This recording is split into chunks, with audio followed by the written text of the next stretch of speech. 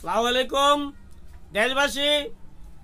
আজকে সকালে আমি টঙ্গী বিশ্ব ইজতেমার মাঠ থেকে একটি ঘটনা দেখলাম।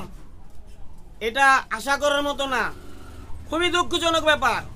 কিসের সাইডপন্থী, কিসের জুবায়েরপন্থী? কোনো পন্থী নাই এখানে। এখানে কোনো পন্থী থাকার কথা না। এখানে একটাই লক্ষ্য, আমরা আল্লাহর বান্দা, নবীর উম্মত। রসুল পাকে কিভাবে দাওয়াত দিচ্ছে মুসলিম উম্মাকে, আমরাও সেভাবে দাওয়াত দেওয়ার চেষ্টা করব। আমরা সকলে ভাই ভাই, কোনো এখানে পন্থী নাই, কোনো পন্থী থাকবে না। এখানে সকল বিশ্বের মুসলিম উম্মা এক হওয়ার জন্যে, একসাথে বৈশা আমরা কাতারে দাঁড়ায়া নামাজ পড়ার জন্যে এবং আল্লাহর দরবারে হাজির হওয়ার জন্যে একত হওয়া এই বিশ্ব ইজতেমায়।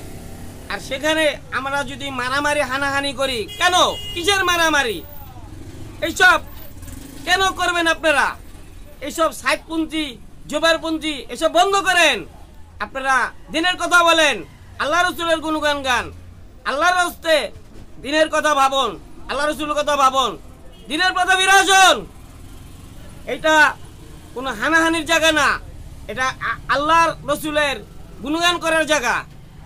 এখানে আল্লাহ রসুলের গুণগান করতে হবে। যদি আপনারা মুসলিম হয়ে থাকেন তাও ভালো, আর যদি অমুসলিম এখানে থাকে আমরা তাদের বিরুদ্ধে আজকে যুদ্ধ করব না। আমরা অমুসলিমের বিরুদ্ধে যুদ্ধ করব না। কিসের যুদ্ধ?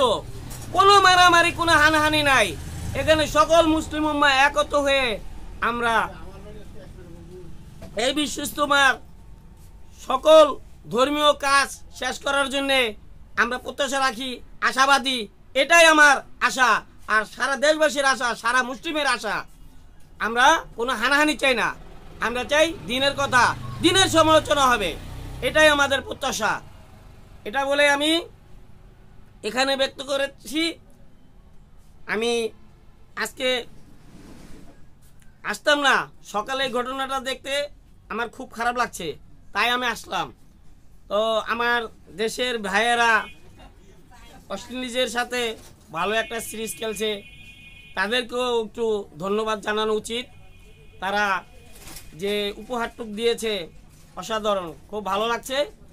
যে শামীম পাটোয়ারি, তারপরে তাসকিন, এরা লিটন দাসের নেতৃত্বে, লিটন দাসের ব্যাটিং ফর্ম খুবই খারাপ।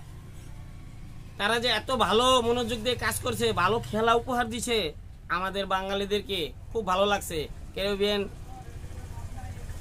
পরিবেশে মানিয়ে নিয়েছে।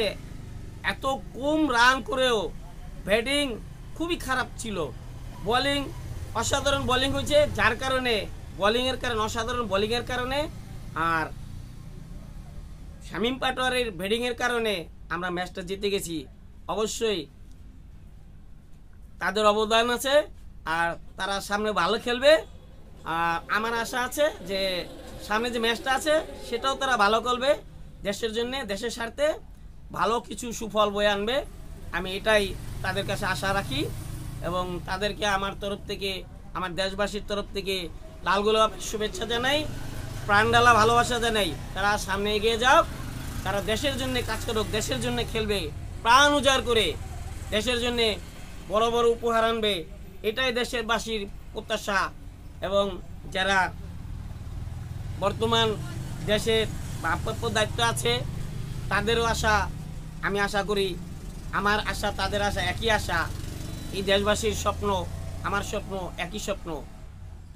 ডক্টর ইউনূস সাহেবের স্বপ্ন যে দেশবাসী ভালো সুফল বয়ে আনবে, আর তাদের কাজের সাথে সবাই যাতে সামিল হয়, তাদেরকে কাজ করতে সহযোগিতা করে এবং এই দেশে যারা দুর্দশা ঘটে গেছে, যারা অপরাধী আছে, তাদের সুবিচার যেন হয়, তাদের সুবিচার করার জন্য যেন ব্যবস্থা করা হয়। আর জনগণের যে দাবি, অতি শীঘ্রই যেন একটা সুনির্বাচনের ব্যবস্থা করা হয়। দেশবাসীর প্রত্যাশা এটাই, দেশবাসী সুফল পাক, এই দেশবাসী শান্তিতে থাক, দেশবাসীর শান্তির বারতা বাজক। আমি এটাই বলে আমার বক্তব্য শেষ করছি।